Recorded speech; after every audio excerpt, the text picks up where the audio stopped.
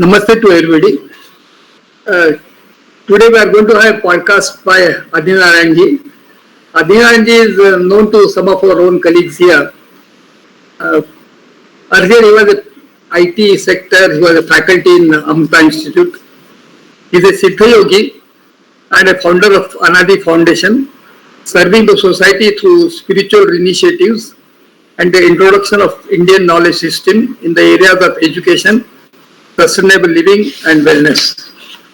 Adinarayan ji has written a very beautiful article in our second volume of Promoting Pathways to Sustainable Living, Redefining Modernity.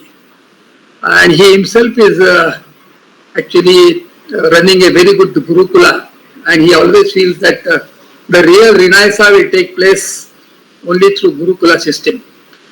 We have not given any very specific topic to Adinarayan ji. His personal life and the work itself is a very nice and worth emulating.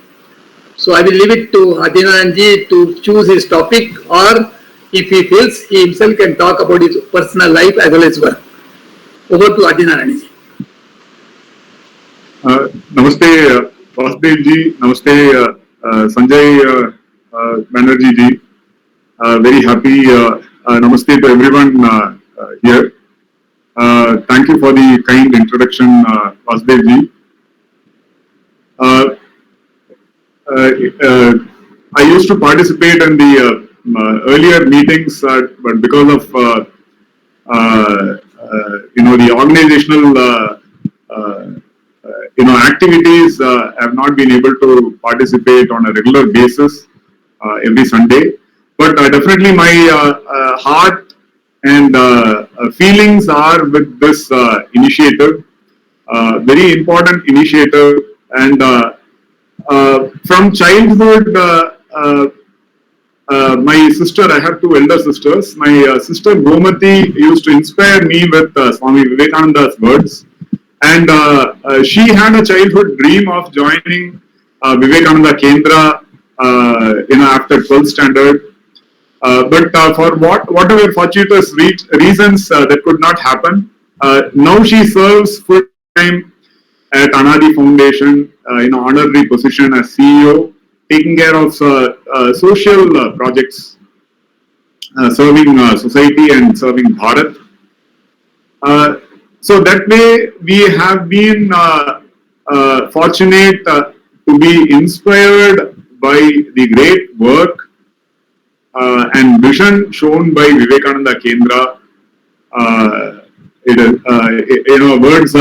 Words cannot do justice to it. And it is our great good fortune that we now get to speak in this forum as well, sharing the little work that can contribute to Bharat and the world, for all Jiva Rashis to live well, to attain to fulfillment. Because in the Indian spiritual tradition, in the Siddha Parampara, any Jivatma that comes to Bhuloka, it's the fundamental right to live a fulfilled life. So that sense of fulfillment becomes very important. Like in the Upanishadic shloka, Purnamada Purnamidam Purnat Purnam Dachyate Purnasya Purnamadaya Purnameva Vashishyate. So that way, that Purnatva, experiencing that completeness or that fulfillment, is the birthright of every Jivatma that comes to Bhuloka. And the circumstances here have to be aligned towards helping that fulfillment, and that is Dharma. And that definitely Bharat, our Rishi Parampara, has shown that way, which can guide the world towards that. Because obviously, as we can see, even simple things are extremely complex to achieve. And hence, we need appropriate guidance, appropriate orientation to be able to achieve it. So even sustainability, which seems very straightforward, it should be at the top of the mind of anybody living in this Bhuloka. But that's not how it is. So obviously we see that appropriate samskara being brought in becomes very important. That's why our effort has been to initiate this in the educational process, in the Gurukulam, through reaching out to children and youth, by which these samskaras, along with jnana. So jnana gives a theoretical framework, but the samskaras help them to actually realize this in their lives. So that's why, for example, Mata Amritanandamayi Devi used to call this samskara abhyasa. So that is the true purport of education, where giving the enabling samskaras, empowering the children with those samskaras that will lead to personal prosperity, health and happiness, which will lead to familial prosperity, health and happiness, which will lead to societal prosperity, health and happiness, and which will lead to the world becoming prosperous, healthy and happy. So this is not a very easy thing to achieve, as we can see in current state of affairs. Very tough to achieve, and very tough for people to even get convinced that this is valuable. So what is the value of living a sustainable life? So that has to be shown through jnana as well as through appropriate samskara abhyasa, so that people can realize this practically, efficiently and effectively in their lives. So that way, this journey, essentially, if we contextualize it, the journey of sustainability is situated in the larger spiritual context, if I can use my life as an illustration. There is no personal glory in it. I view Adinarayanan just as everyone views it. So that way, in the spiritual tradition, we use life stories as illustrative of certain principles. So in that sense, if I can illustrate through my life story, how I started looking at these principles in a serious manner, in an educational context. The purpose being that being useful for others to also look into. Just as our Puranas, for example, Ramayana, through Bhagavan Rama's story, everyone gets inspiration on the right value systems, on the principles of dharma, on the principles of purushartha, dharma, artha, kama, moksha. Like that, we can use our stories as inspiration for illustrating certain principles. So that's where situating sustainability not as in isolation, but in the context of the larger spiritual tradition of the Rishi Parampara or the Siddha Parampara of Bharat becomes very helpful. So that way I had the good fortune of a very comfortable family upbringing, very simple. We can call it in current terms, we call it a middle class family. My father was with the Department of Atomic Energy and a transferable job. So I grew up in very simple, central government colonies with good education, comfortable growing up, with simple samskaras of Sandhya Mandaram, going to a temple. And as I grew up, my Ishta Devata when I was a child was Hanumanji. So daily I would chant the Hanuman Chalisa. So simple samskaras that help in the growth of a child, where one of the fundamental samskaras is cultivation of the right emotional spirit. So reflecting in emotions, the greatest values, becomes a very important samskara to inculcate. That's why in the Bharatiya tradition, Ishta Devata or Guru, Upasana, these are introduced at an early age so that the emotions are cultivated and stabilized. Otherwise, in regular human life, we might reflect the lower emotional values of Kama, Krodha, Lobha, Moha, Mada, Matsarya. So to cultivate higher emotional values, we need to reflect the Devata. So that I had the benefit of in childhood, my Ishta Devata being Hanumanji. So that gave me that spirit. So talking to him, doing his upasana, doing his japa, doing Hanuman Chalisa. All these inculcate those emotional values because the mind or the emotions is what it sees and reflects. So it's reflecting in nature, reflective in nature. So that way, Hanumanji played a very important role at that stage for my emotional development and also my holistic development as a child. Then after my engineering, I went for my master's in the US, MS in computer engineering. And in education system, now and then also, we see there is pradhanta of artha and kama, but dharma and moksha are missing mostly. So if we see engineering education, for example, professional education, it is more artha pradhana. So why study? You study for a job.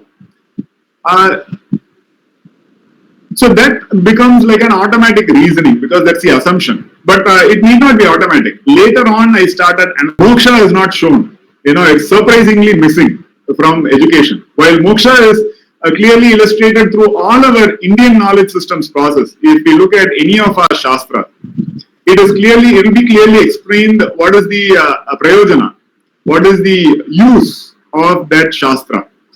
Very surprisingly, you will find even in Shiksha, for example, the science of phonetics, language phonetics or Vyakarana, it will be explained that it is to fulfill the Purushartha and leading to moksha. So the Shastra itself, the knowledge itself is explaining that the purpose of education, the purpose of that field of knowledge is to achieve the Purushartha and especially leading to moksha. So very, very illustrative, very powerful. While current educational process, if I go for an engineering degree, the best aspiration is to get a job. How did we, obviously it's a shrinking in terms of the aspiration. The human aspiration has been reduced to just survival. How did this come to be? Later I started understanding. And to fuel that, one of the key things that happened that after my master's, I had a spiritual experience, a spiritual awakening. And that happened in a very simple manner. My desires got emptied. My mind became still and my breath also stopped. For 3 days I was left physically alone and these all happened very spontaneously. I can only say that the time had come. It's called karma vinay. The vinay payan adanjach. So that karmic this had fulfilled. That's how the reasoning goes later. So later, with that experience, when my roommates, who were well-wishers, who genuinely wished well, but they had questions as to what had happened. Is this even normal? What is the proof that you are normal? So for those purposes, I had to invest in study. I had to invest in study of Bhagavad Gita, of Brahma Sutra, of Upanishads, of Yoga Shastra. Like that, when I started studying, then I understood that the experience that had happened can be called samadhi. So samadhi is, I could not find equivalent literature in Western philosophy and psychology, but in Indian knowledge systems, I clearly found clear descriptions of such phenomena. Very clear descriptions, which are not looked at as neuropathological conditions, so which otherwise would be treated as abnormal conditions, while these are treated as absolutely normal aspirational aspects. So very interesting. So that's why the knowledge frameworks that we adopt to view our experience, depending on the frameworks adopted, the experiences themselves could blossom or shrink. Just like education, Now, the educational experience makes us shrink into just a survival mode, which is not a great idea. So, deeper aspirations can awaken if we are introduced to appropriate educational process and content. So, with this experience, many things started awakening in my awareness. I started realizing what are purva samskaras, what is meant by prarabdha, the role of a guru. With Guru Kripa, this had happened.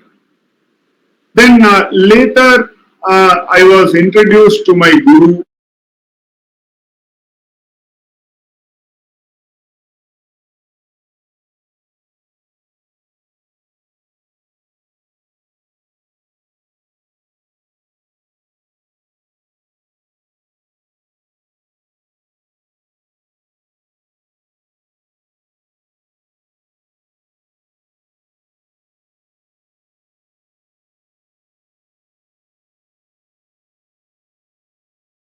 So the Adinam preserves, Tirumula's Jiva Samadhi and the Tirumandiram. So the Tirumandiram is one of the Tirumurais, or the 12 important canonical texts of Shaiva Siddhanta. So you can see from various lines the Siddha Gurus contribute to society. So Tirumula's Tirumandiram is considered a classic. He is considered one of the Nayanmars, or the greatest of Shiva Bhaktas.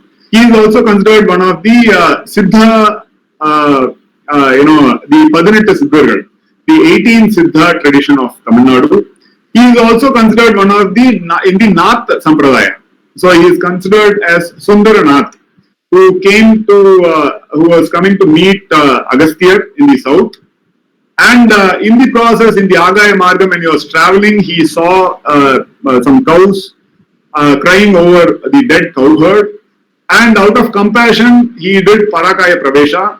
So he preserved his body and he entered the body of Moolan, and guided the cows to safety. And then people realized he is a great Mahatma. And when he returned back, he could not find his body, the Siddha Deha. And he understood it as Shiva Leela. So he went back to, every year he would awaken from Samadhi and gave one mandiram. That is the Tirumandiram. So which is a compilation of about 3,000 plus verses in Tamil. So as Sundaranath, he is also part of the Nath Sampradaya. His guru is Nandi Nath in the Nath Sampradaya. In South India, he is called Nandishwara. So we can see this is a live tradition. When we say Bharat, we are guided by our rishis, by our Siddha Purushas, Mahapurushas, Mahatmas, who guide us onto the right value systems. And that is very important guidance, because otherwise we might be confused as to what is a right value system. Why should we adopt sustainable lifestyles, which is a very important value system. So, and for that, the knowledge system that we connect with becomes very critical. When we connect with our own Bharatiya Drishti through the Rishi Parampara, our knowledge systems, we are empowered to live a sustainable life. When we connect with a limited knowledge system, then we are not empowered to live a knowledge, a sustainable life, and hence the sustainable life in retrospective it's something like a patchwork, not a holistic mechanism. So that's the role of a knowledge system, and the knowledge system being Bharatiya. We have the good fortune of guidance from our rishis, from our siddhas, from the Mahatmas, Mahapurushas, who take active interest, in a life of proper values. Because without the appropriate values, what is life? A human life is a degraded, now we see that degradation, which has happened because we are not connected to our own, tradition in terms of the knowledge systems. We don't recognize our own rishis, siddhas. When we say history, someone asked me, Tirumular is a mythical person. He is not a historical person.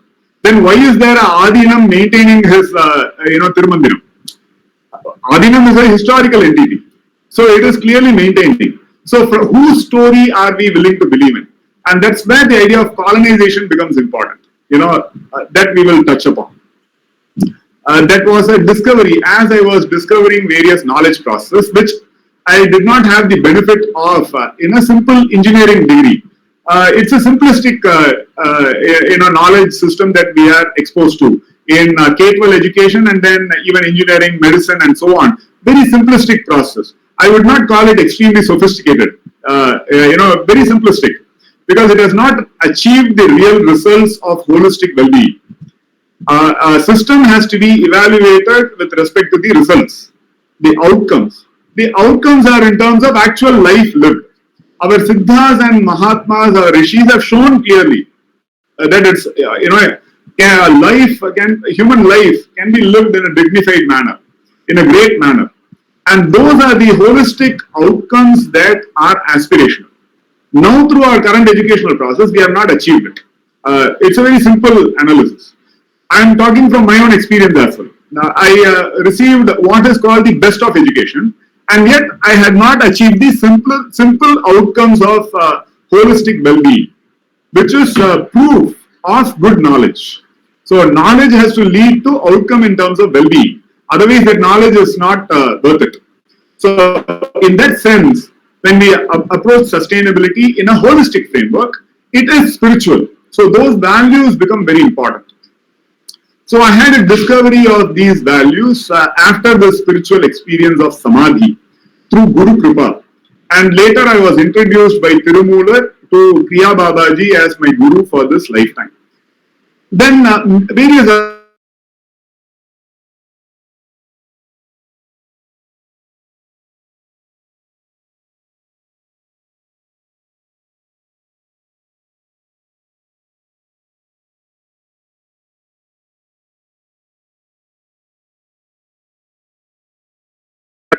it's called YOLO. You only live once. Okay? You only live once. And that's it. Then who are you before you were born? There is no reasoning. It's a black box. So what you don't know, you don't look at that side at all. You just ignore, and hence you just assume you only live once. That's not a right attitude to adopt. Who will you be after you leave the body? There is no such thing at all. Without such reasoning, how do you participate in your current reality?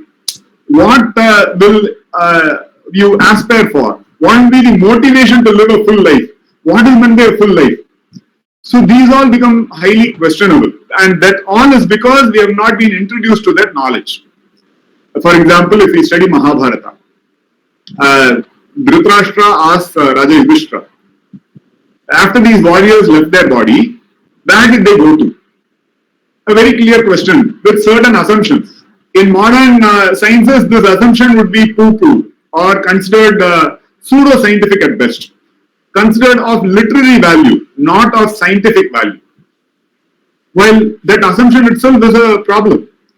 So, Dhritarashtra is asking Raja Yudhishthira, where did the warriors, after leaving their body, where did they journey to? This is a very powerful question with powerful assumptions. It clearly dismisses the assumption of YOLO, you only live once. Okay. And Raja Yudhishthira, who has Divya Drishti, answers, those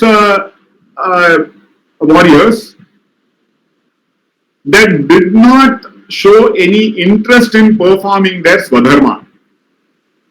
This is the reasoning applied. So that did not show any interest in performing their swadharma. They, on running away, were killed. They went to one loka, Guhyaka Loka.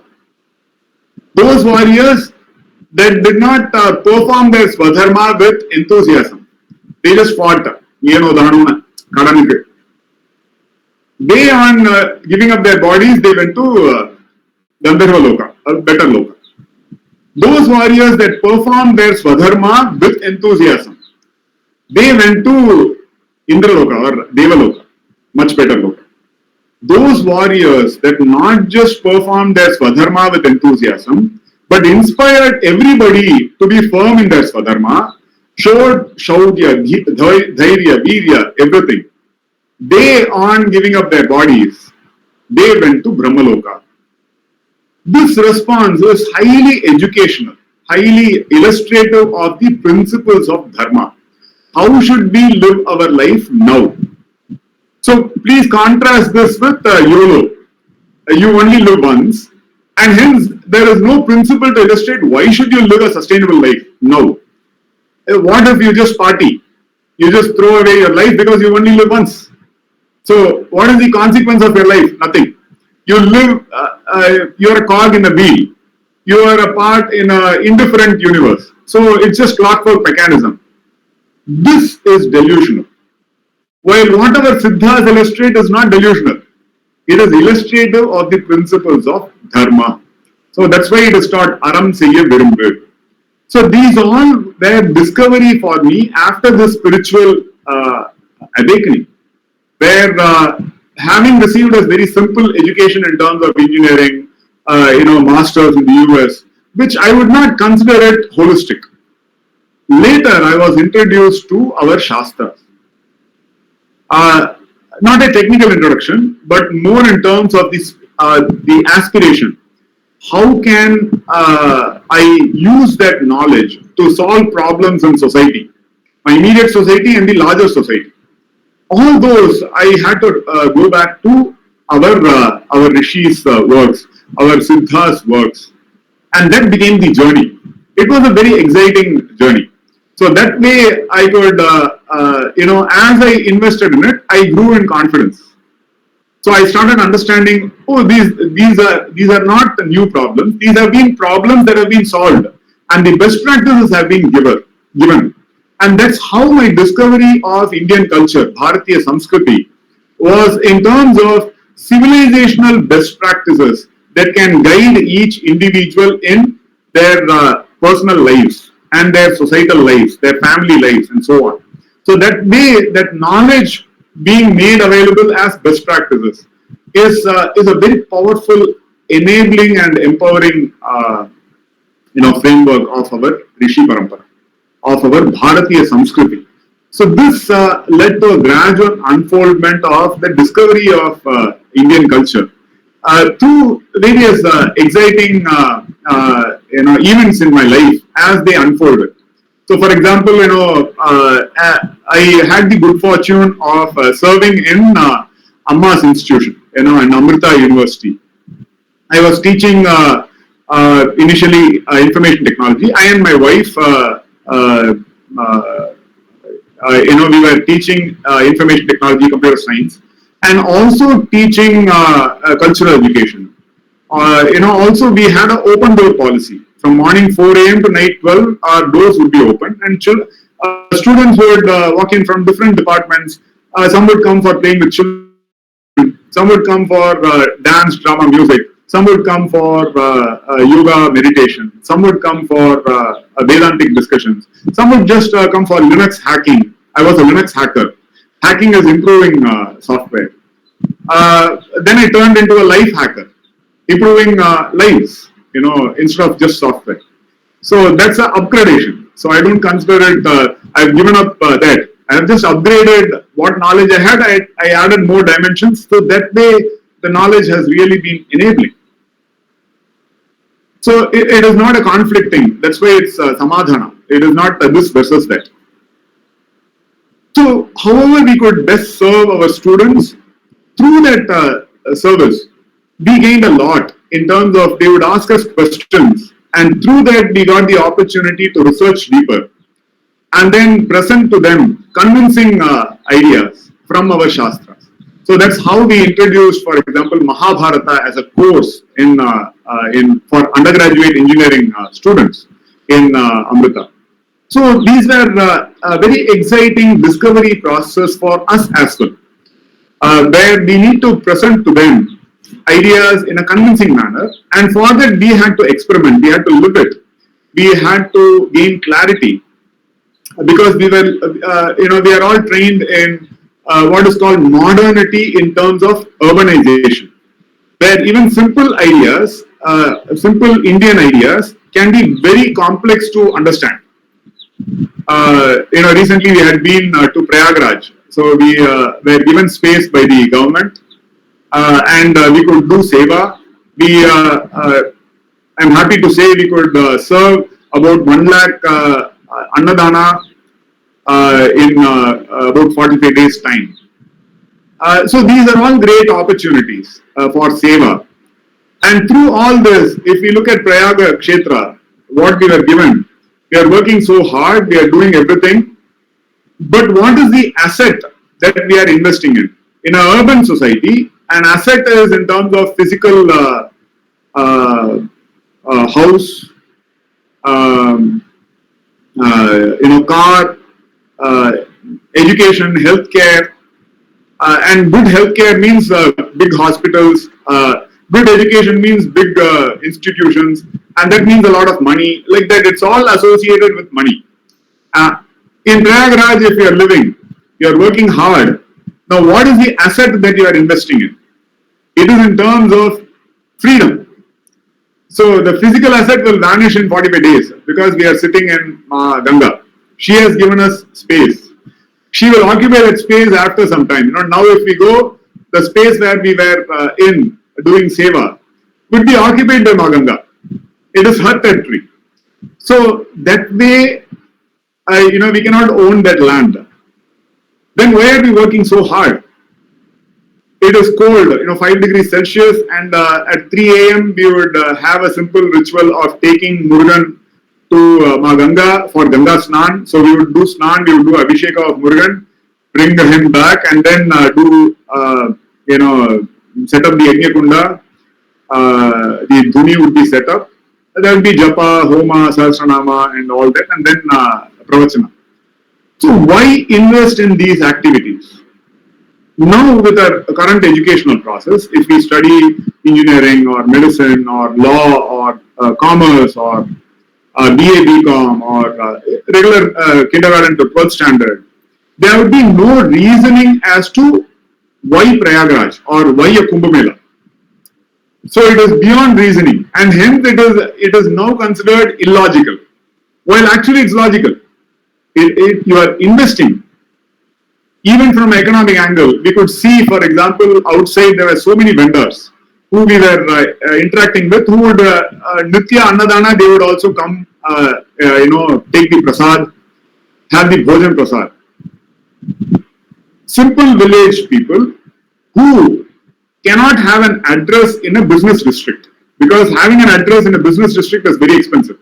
While they still, can make a lot of even wealth, setting up a simple shop in Prayaga Kshetra during the Kumbh Mela, because crores of people are coming.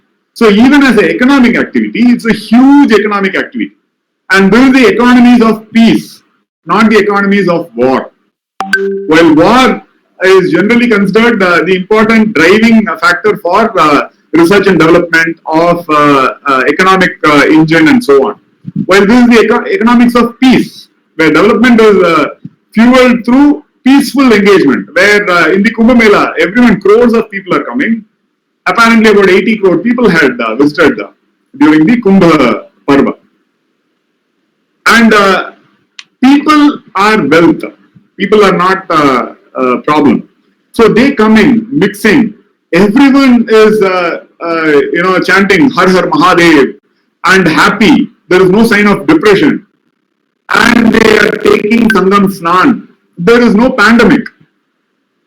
So then, how do we inform ourselves with respect to the value of this Indian practice, which has been declared a intangible cultural heritage by UNESCO?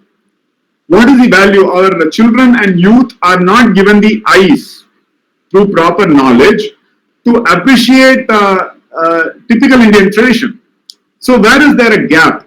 So this gap we realized when we had the opportunity of serving in Amrita University, where we clearly understood children coming from regular schools or regular colleges.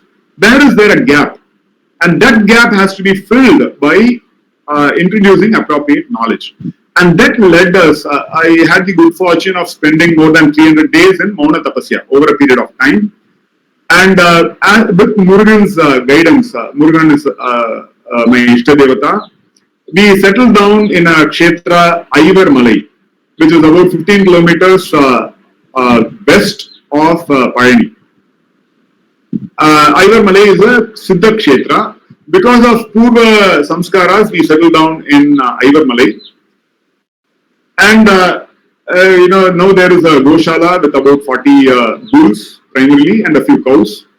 And about 40 children study in the residential Gurukulam here. We have also, because of this inspiration that knowledge has to be introduced, we have been inspired by Vyasa Bhagavan and Adi Bhagavad Padal.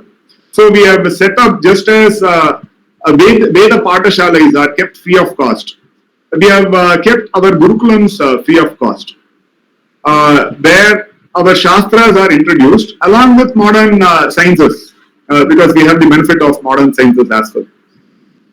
We have now a non-residential Gurukulam in Hyderabad, in Secunderabad, in Bhagyanagar. We have two Bala Gurukulams which serve the age group of 2.5 years to 5 years, because we understood that the children are still chanting Baba Black Sheep, have you any wool, one for my master. These are colonized ideas which are not worthwhile introducing to children. Our Shastras can be introduced in an appropriate manner, age-appropriate manner, and that is very important enablement for our children. Such a degraded, in the name of rhymes, it's an insult to the growing child, which has to be rightly oriented, because as the Jivatma, it has to be oriented to the life in Bhuloka. What would be an empowering or an enabling education? That is the consideration. So it is not a colonized thing, who's my master, it's not, that's not the right orientation to give a child. So we have set up two Bala Gurukulams in Bhagyanagar. One is upcoming in Bangalore, along with Madras Sanskrit College in Chennai. One is opening there. So like this has been our effort, because we understood that knowledge becomes a very critical part in living a sustainable life. Because what happened with the colonization process is that we now study Columbus discovered America, Vasco da Gama discovered India, is something that I learned when I traveled abroad interacting with people. They study that Vasco da Gama discovered India.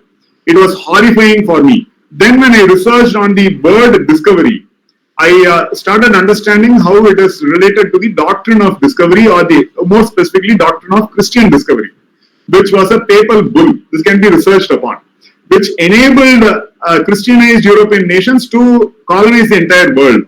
So that's why all nations now celebrate Independence Day. Even when we go to USA, US celebrates Independence Day. Why would they celebrate independence?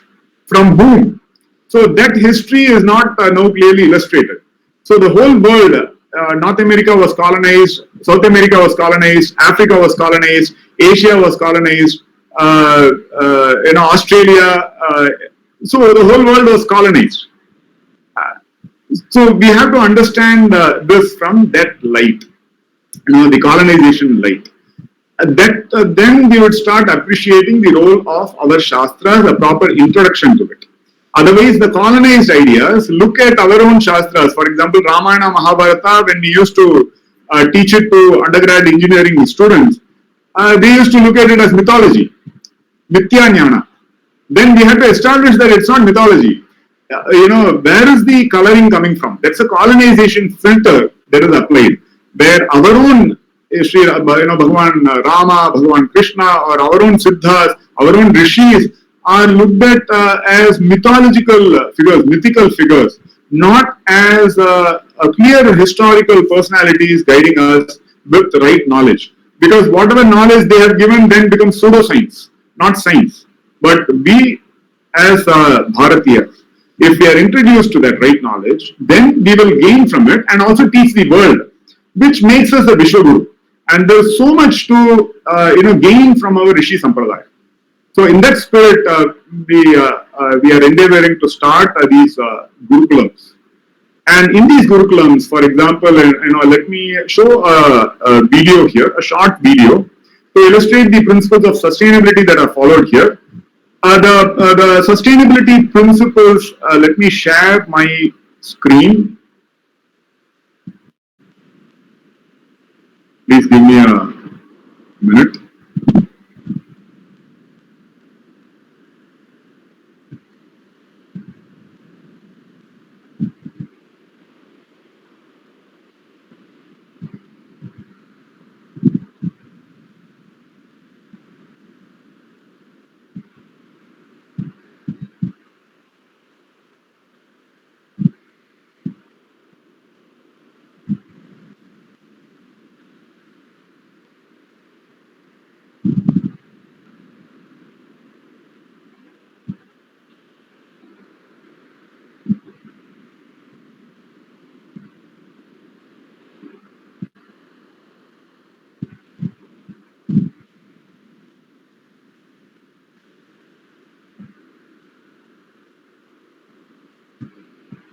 I hope you can view my screen. So in the Anaadi Dharma Gurukulam here in Aivarmalai, it is cow-centric sustainability that we focus on. Why cow? Why Gomata is considered Dharma Rakshana? Again, is a deep philosophical orientation by our rishis. So Dharma Rakshana includes Go Samrakshana, and Go also includes Nandi Samrakshana. So we see that earlier, cow-based economy was not a primitive economy. In our Puranas, if we look at, we have very advanced knowledge system. So it is not a primitive knowledge system. Now, because of the colonization process, many people tend to think that now we are advanced and earlier we were primitive. For example, the idea of history that is introduced us earlier, we had Stone Age, we had the hunters and gatherers, primitive barbarians, and now we are civilized, advanced. In the future, we will be more advanced. But that is not the view that we get when we study, when we are students of our own Itihasa Purana.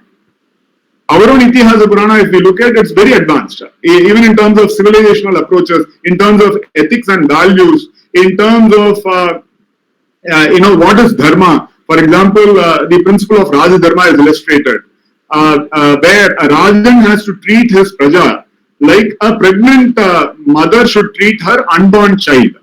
While if we look at Western, say, economic sciences, there would be the idea of, roving bandit and a stationary bandit. So the stationary bandit is the Raja or the king.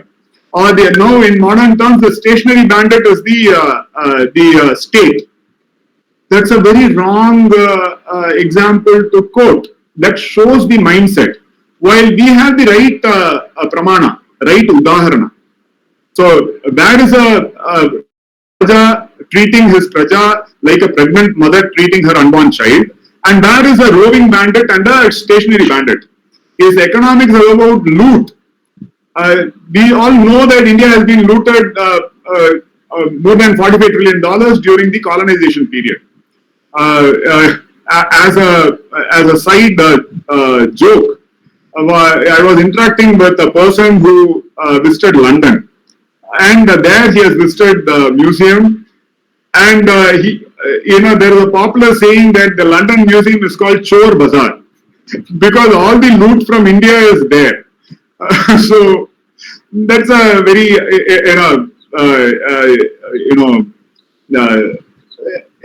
important point to understand. So when we say Dharma Rakshana as Go Samrakshana, we see, for example, we are trying out, cow dung, bull dung stabilized mud, which is fermented for a few days. Compressed biogas, giving a mileage of 150 kilometers on a Honda Activa. So 1 kg cylindrified biogas is able to give 150 kilometer mileage. Should we not draw upon this? Why should we consider this pseudoscience? So it beats all logic. Where there is benefit, we should reverse engineered to understand what is the science behind it.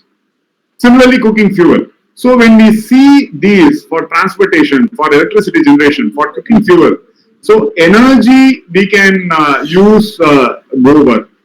For construction we can use gobar. For farming and production of seeds, grains, we can use gobar. Even for medicines, if we look at Kamadhenu, Govar is considered Var. Var means boon of the cow. And Mahalakshmi is situated in the hind part. Where tradition is very highly illustrative. Our rishis have been, have built in such clear principles into the best practices, which cannot be ignored. Similarly, Go Arka, Go Mutra is where Dhanavantri is situated. And Dhanavantri is the books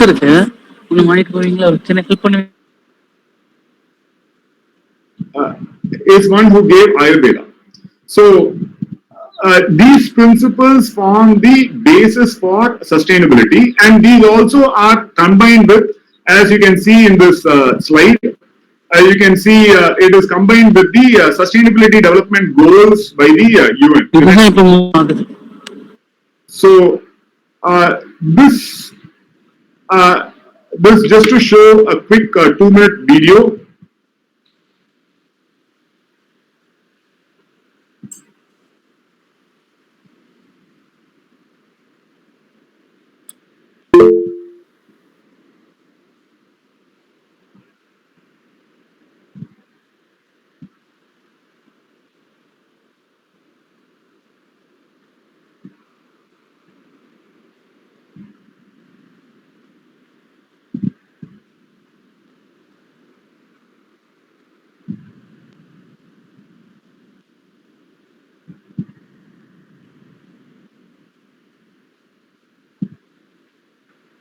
So this is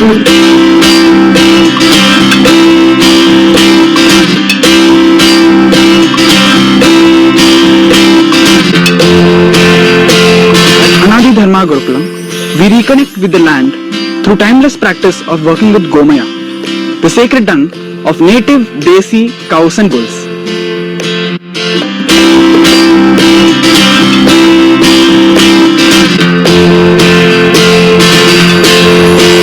All might not know this, that Gomaya is rich in lactobacillus, bacillus subtilis and actinomycetes. What appears rustic is a treasure trove of microbiological life. These help cleanse the air, enrich the soil and helps ward off unwanted bacteria.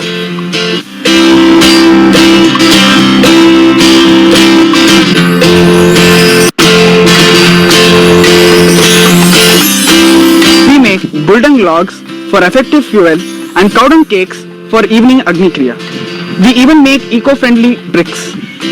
These are biodegradable and does not harm the environment. Just like nature intended.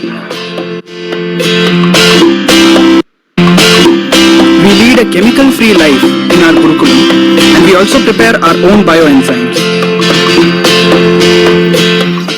This is what sustainability looks like in real life. At Anaadi Dharma Gurukulam, we don't just talk about nature, we live in rhythm with it. Thank you. Om Namah Shivaya.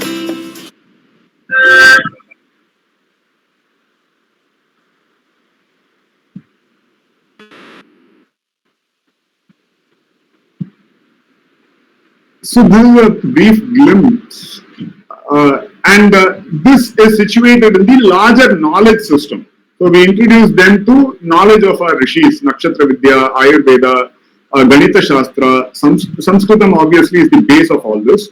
We also intend to introduce the Siddha Shastras in Tamil.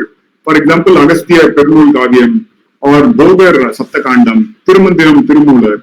Because in the way forward that we propose in terms of a sustainable lifestyle is not against development, but more in terms of, for example, during the Kashi Tamil Changamam of this year, Agastya was the theme. So Agastya is our Paramaguru. So Agasthyar has composed a work called Ilaka Saumya Sagaram.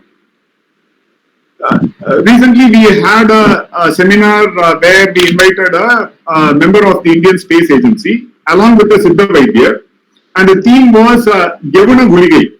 So Gyavana Margam means a space.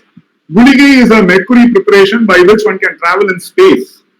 So for the space age, what are the sustainability values that become very critical? So it is not against research and development, because we see in Ramayana, if we see, there is multi-loka communication. In all our Puranas, there is multi-loka communication.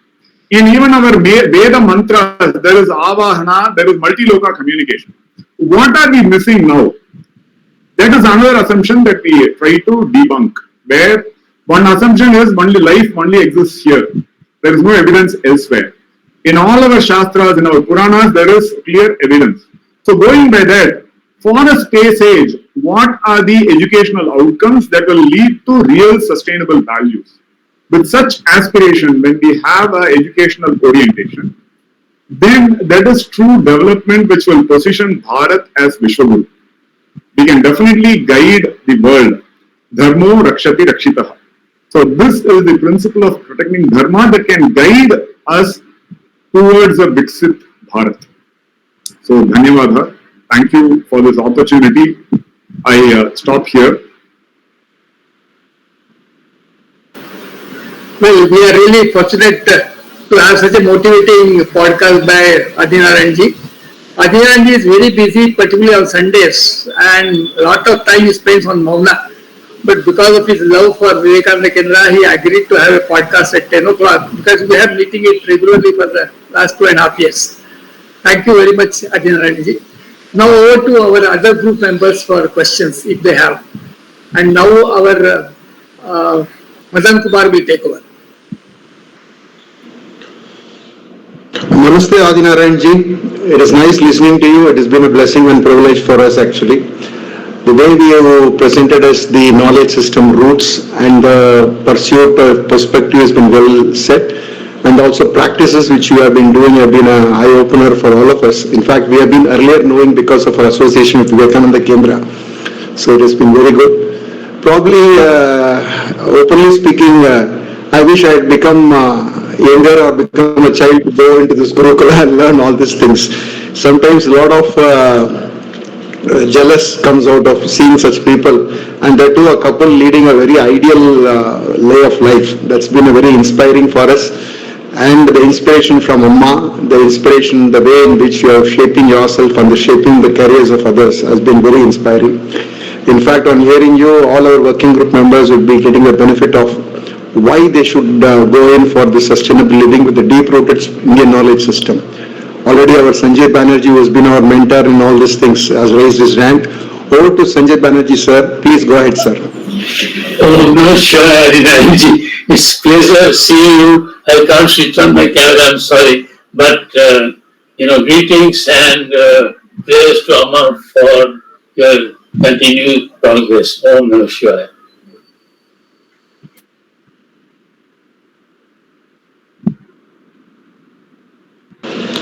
Over to other working group members for the reflection and questions, please.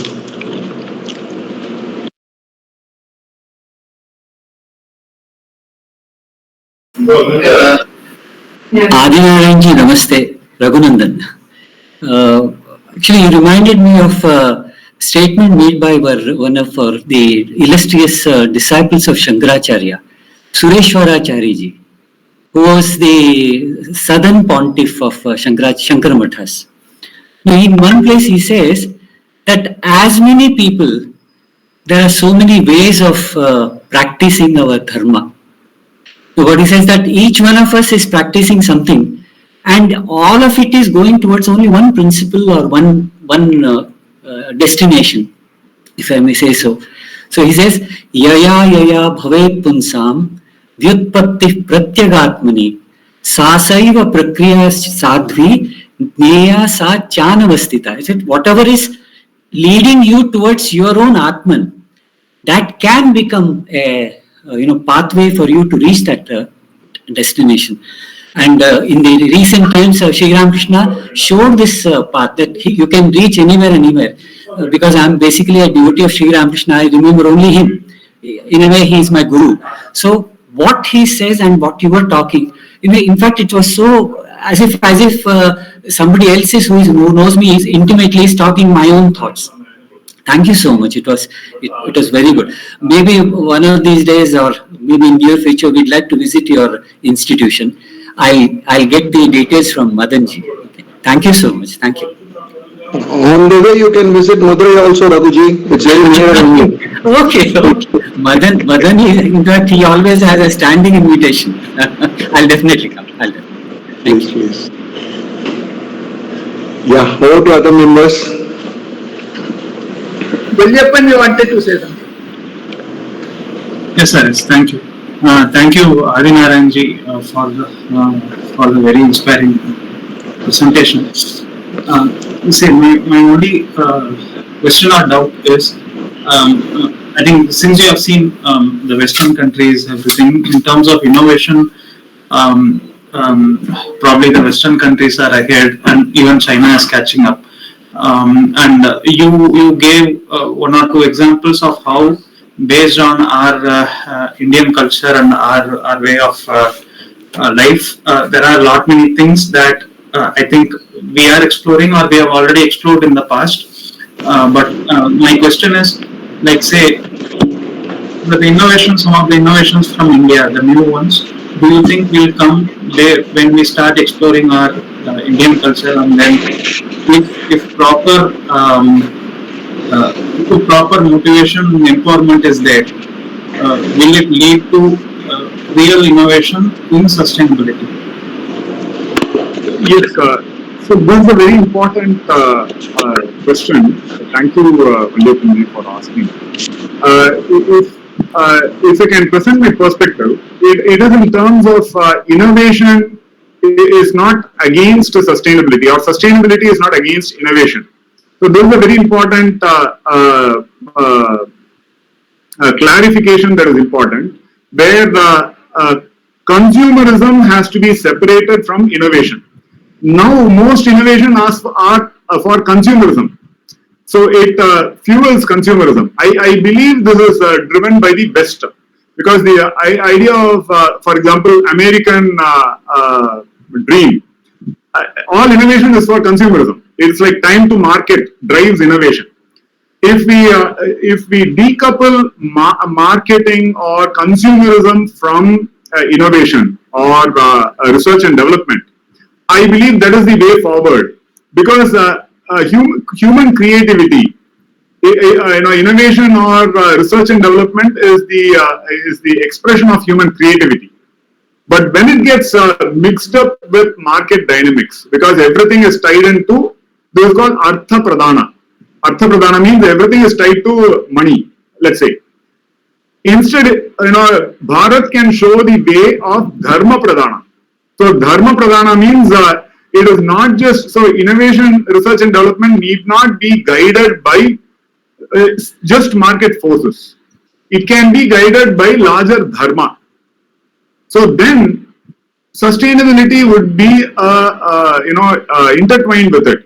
So our Siddhas and Rishis have shown the way, where there has been great innovation, great research development, all of that, and yet sustainable living. And their appropriate architectures of society, for example, a three-tiered architecture of city, Nagara, Grama, village, and Aranya, or forest. Like this, appropriate, economic sciences, Artha Shastra, Dharma Shastra, Niti Shastra, all these are there. So we can draw from these knowledge systems to guide us to grow further. Then we would see, for example, AI or cybersecurity, appropriate defense strategies. Sri Rama was known for these. Bhagavan Krishna was known for these. Our rishis have given appropriate shastras for these. So that way it's not against, it's not when we say Indian sustainability, it may not be going in Eurocentric terms, it is not going back to the dark ages, but it is going back to our ancient ages, and that will be moving forward because our ancient system before the pre-Christianization process, if we look at, it's a if we look at our Itihasa Puranas, it is a great life. It is not it is not underdeveloped life. So that if we have to look at, then that principle, if with that principle we approach innovation, AI, all the research and development, even cyber security and so on, then that I think is the way forward. That our Siddhas clearly demonstrate if we study Agasthyar or Bhogar or Tirumular or Nandishwarar. They clearly demonstrate this kind of an understanding. It's not against innovation. It's in fact a lot more innovation, which drives us to the space age. That is the underlying theme that I get when I study these texts. So it's not against innovation. That's where combining modern sciences with ancient sciences, I believe, can be a very powerful framework. So here, cow-centric sustainability we teach along with microbiomics, neurosciences. So we had a scientist from NIMHANS who explained the benefits of cow-centrism in terms of gut microbial, growth, gut-brain axis, and so on. So like that, we will have to combine. So AI can be used for, AI proceeds, if we look at data wrangling, the right data needs to be provided to the AI engine. Now, Indian data is not provided. Indian data, not modern data. Indian knowledge is not provided to the AI engine. Then what kind of AI engine will develop? It is just like a child being fed wrong content or limited content. We need to feed it with our Indian content, Indian Shastras, by which AI also will develop appropriately. So instead of Elon Musk calling for colonizing Mars, our Siddhas have looked at as Vasudhaiva Kudumbakam, the same extending to the whole universe, where when we come in touch with the galactic community, how should we approach it? We need to approach it with the right value system. Those values become very, very critical. Those are the spiritual values guiding innovation, not against innovation. So those make it really sustainable or dharmic. I hope I have answered. Yes, sir. Yes, actually, I mean, just to clarify, I fully agree with you that the current innovation is more linked to consumerism. There is no doubt about that.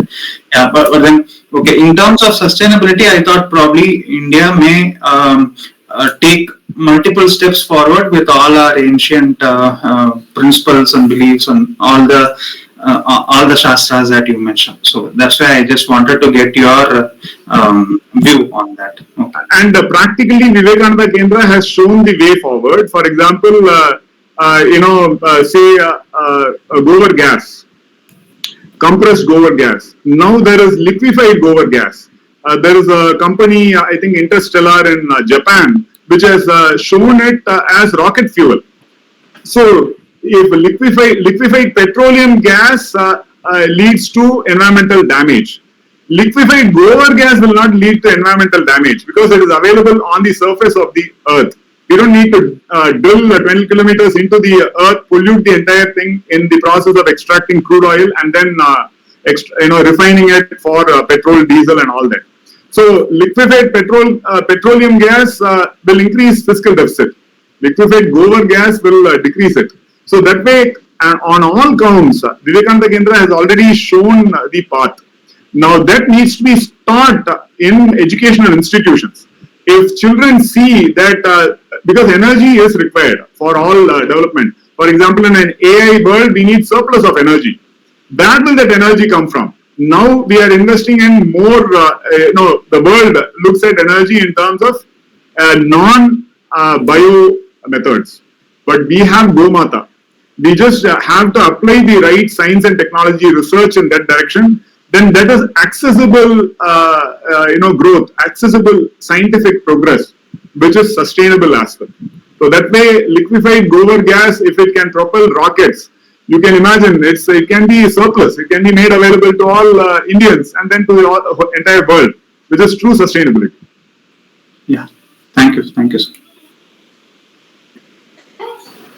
Raghu wanted some.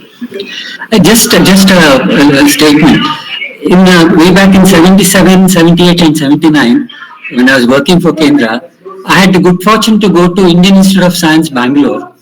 There was a group, Sanskrit group. All these professors, they used to meet every Sunday for about 2 or 3 hours. I had opportunity to attend a few of their meetings. In one of their meetings, one aeronautical engineering professor, I think if I'm not mistaken, it was Professor Mukundan or somebody. He said they have got an ancient manuscript called as Brihad Vimana Shastra. And these people are also, studying Sanskrit simultaneously. They were telling there are many shlokas which talk about the future, aeroplane, air vehicles. It says we are not able to make out the content of these shlokas. So if we are able to make them, probably that will be very good. So as you rightly said, we were advanced, but somehow, maybe that's rise and fall. That is true, Raghuji. Thank you for giving this clarification. That's where it's to do with the interpretation of certain scientific theories. For example, in quantum physics, there is the Copenhagen interpretation. Well, there is the David Bohm, de Broglie interpretation. So, depending on the interpretation that is applied, the whole thing changes. So, when we look at our Shastras, the Akasha is looked at as ether, and space. So, space is big. That will not lead to anything. But Akasha is ether. In quantum physics, right now, if I understand it, vacuum density is measured at around 10 power 93 grams per cubic centimeter. So that means it's that dense medium in which everything propagates. Why is there no resistance? Because it's, we are not at relativistic speeds. So it is at the Planck's or sub-Planck scale. When this kind of interpretation happens, then our Shastras become more meaningful. Otherwise, it's not meaningful, especially the secular divide where objectivity is separated from subjectivity. So consciousness or the mind does not have a role in matter.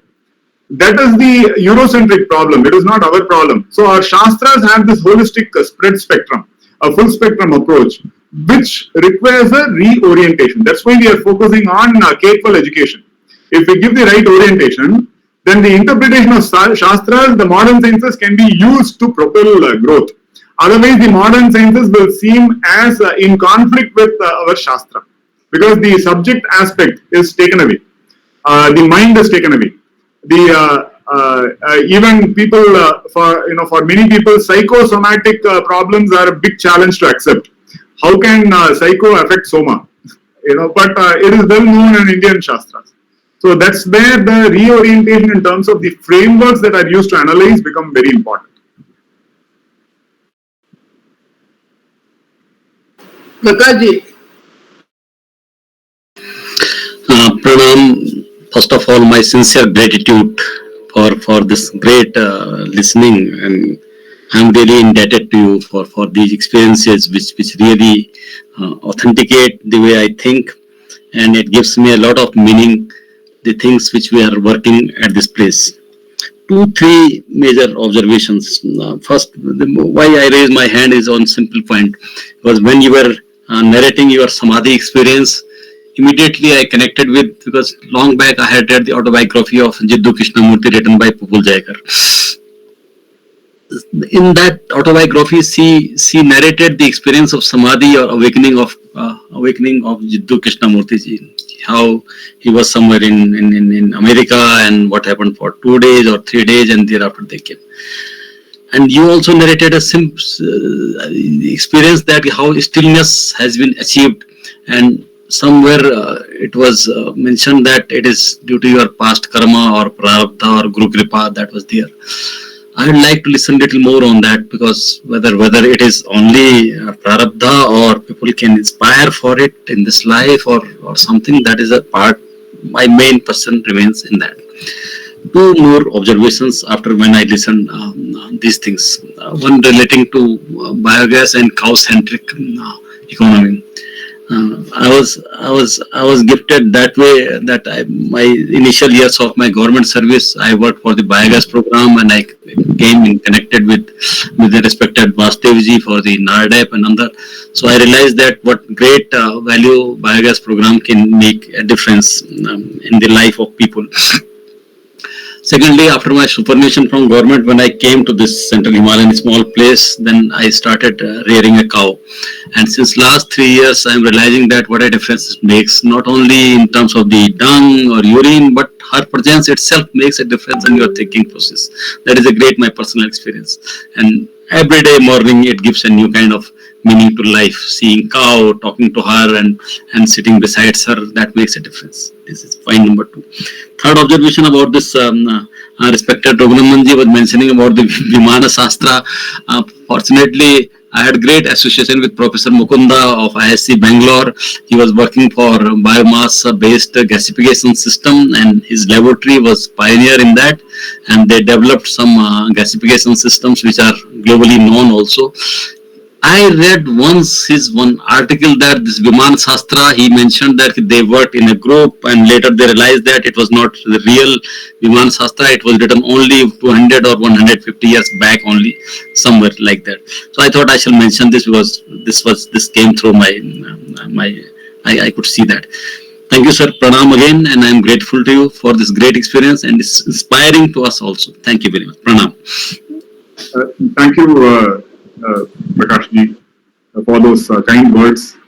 If I can share again for the purpose of illustration, when we talk of Samadhi, in the Yoga Shastra, Yoga means Samadhi. If we look at the Vyasa Bhashya, Yoga is not anything else.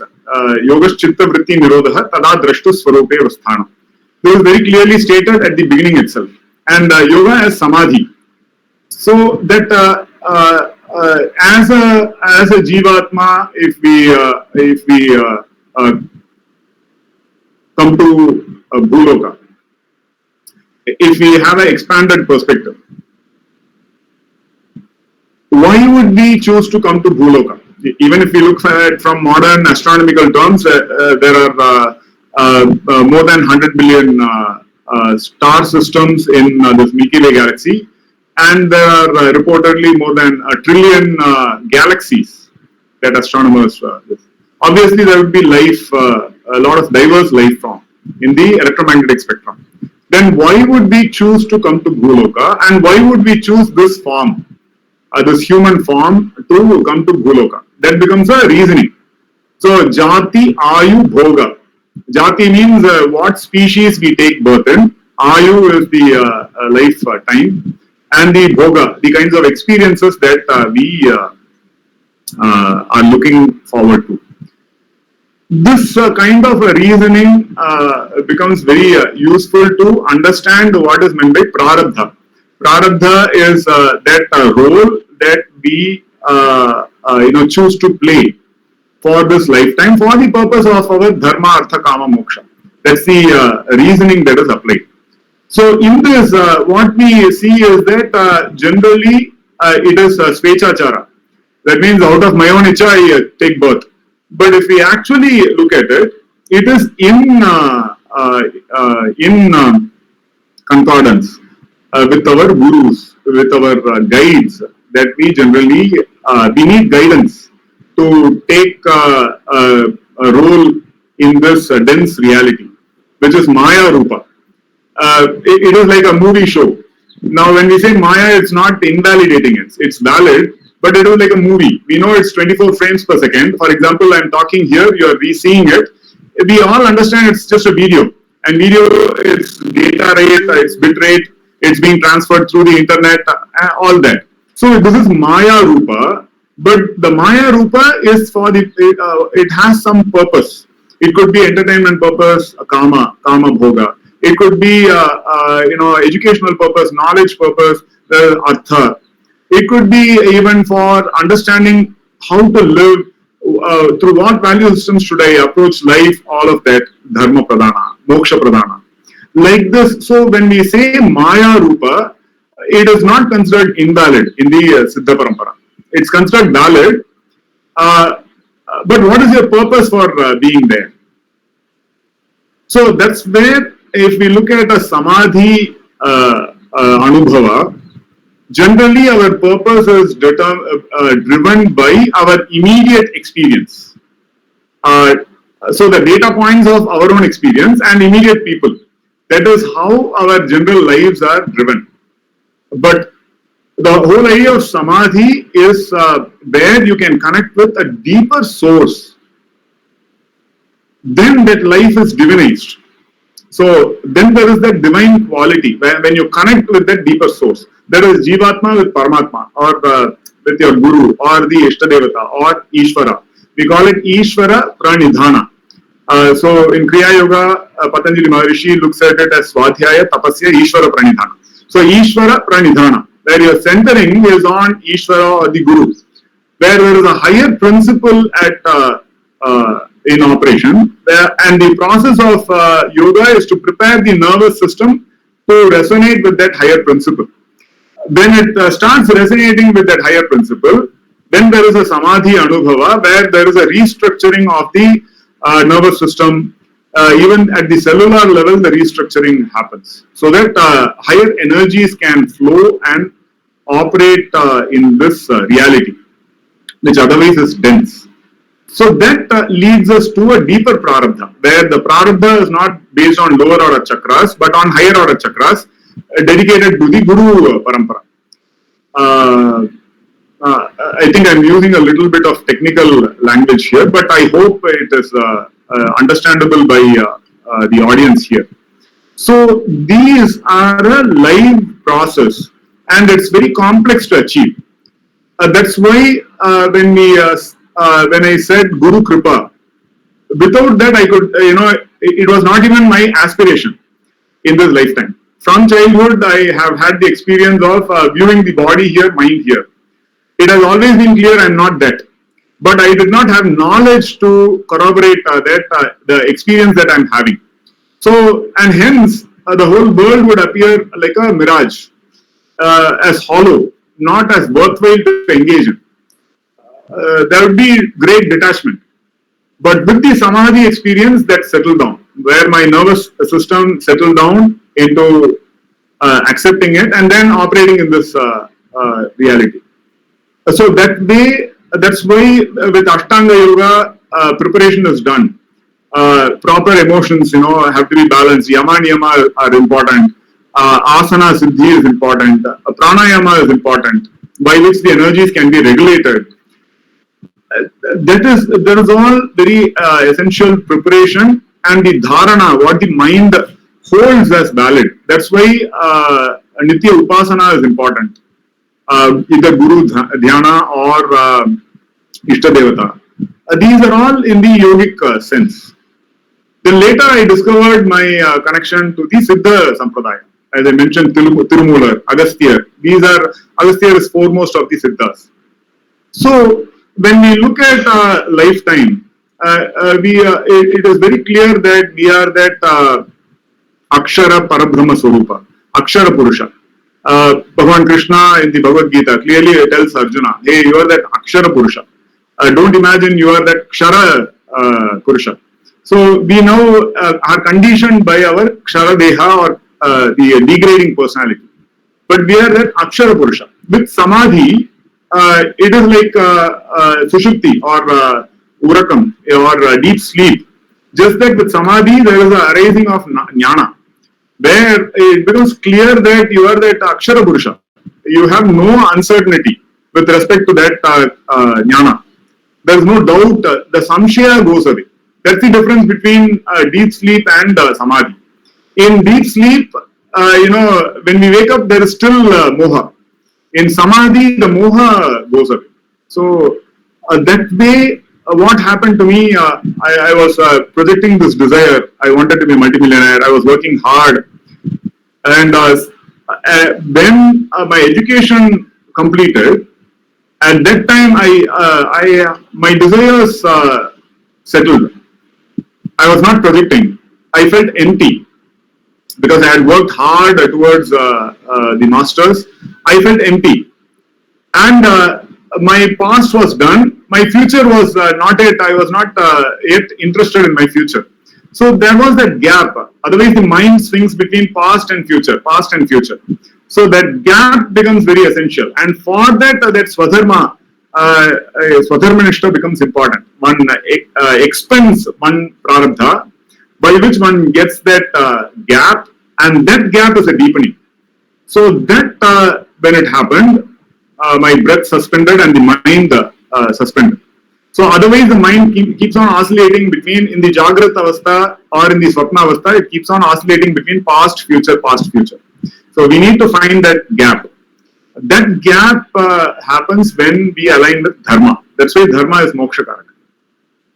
So this initially with such an experience, initially, for example, day-night merged. I used to have 24/7 awareness. I could not switch off awareness. So there is nowhere to hide. There is no place to hide. So it can be very painful without guidance. And the nervous system is at a peak. So one becomes extremely sensitive. So I was sensitive. This mental screen would reflect all kinds of thoughts. I would not know where these thoughts are coming from. Then I would understand later. I developed sufficient reasoning to understand what are coming from this person, what are coming from other people. Like this, certain things merge. So that's where the protection of the Guru or the Guru Parampara becomes very important. I realized that at that time. Because without the Guru's protection, without the Guru Parampara, one is open-ended, to say the least. It can be a very, samadhi, these spiritual experiences can be literally unnerving. Your nervous conditioning breaks down. So your identity also gets dissolved. So who are you? That Nan-Yar becomes very critical. And there we link with the Guru Parampara. That protects practically. So that's why in higher dhyana and so on, definitely invoking the Guru or Ishta Devata becomes a must. Without that, one does not venture there. Gradually, as we turned to Siddha Parampara, we realized how even Vedanta Shastra takes it certain way, but in Siddhanta, even immortalizing the body is considered very important. So that's why our Siddhas have worked towards these deep aspects. And primarily the principle is Ande Shivam. That means love is God. So that way all Jivarashis have to, when you see, it is the Brahma Tattva that you see. Everything is a Linga Swarupa. A symbol pointing to that Brahma Tattva. There is nothing other than the Brahma. So that is the Siddhanta. So there is nothing other than God. Then how will you act? And that is the principle of sustainability. And that is the principle of science also. So you need to act with passion because everything is God. Because there is nothing other than God. So what other, this is called Veedu Thirumbaradu. So moksha in Tamil is called Veedu Thirumbaradu. That means, you are returning back home. So there is no other home that you are aspiring for. Iha Swarga Bhogeshu Icha Rahityam. So you need to live here as the destination. Because and God is everywhere, in here also. Then how would we live? And that is a sustainable life, guided by spiritual principles, which does not negate innovation, R&D, or passionate life. It does not negate anything. It's all inclusive. If I have, obviously Samadhi experience is indescribable, but I just hope I have done some justice. It is definitely worth aspiring for it, because whatever effort we put in any lifetime continues. I have served my gurus for many, and that's why if we say spontaneous awakening, it is not a miracle. It is through effort. It is through aspiration-driven effort. So that's why this aspiration has to be shown to our youth as a valid aspiration, not just aspiration for money, not just aspiration for survival, but aspiration for samadhi, for aspiration for being a rishi or a muni or a siddha, a mahatma. Each person is capable of being a mahatma, and that aspiration should be shown, and that is Bharatiya Samskriti. That is the greatness of the Indian culture, which has shown this. So, this is in brief.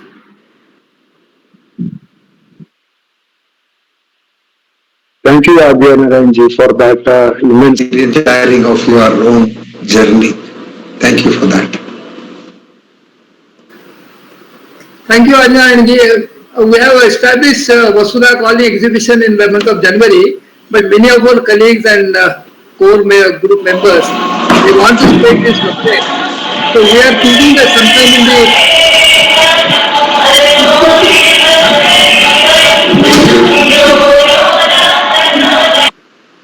sometime in the month of August or September, we have some trainers training program, where like-minded people will come and they will try to understand the entire concept of sustainability, where people like you or Dilip Kulkarni or Raghunandanji, they will be faculty members. We are dreaming of having such workshop maybe for 5 days or something at Kanyakumari, or we may use your Anaadi Foundation. We'll discuss it further sometime in the month of August or September. Very kind of you for sparing time. Wish you all the best. धन्यवाद.